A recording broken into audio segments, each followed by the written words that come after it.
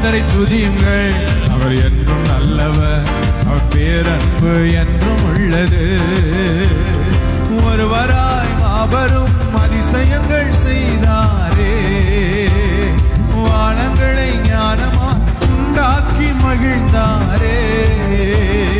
ஒருவராய் மாபெரும் அதிசயங்கள் செய்தாரே, வானங்களை ஞானமாய் உண்டாக்கி மகிழ்ந்தாரே.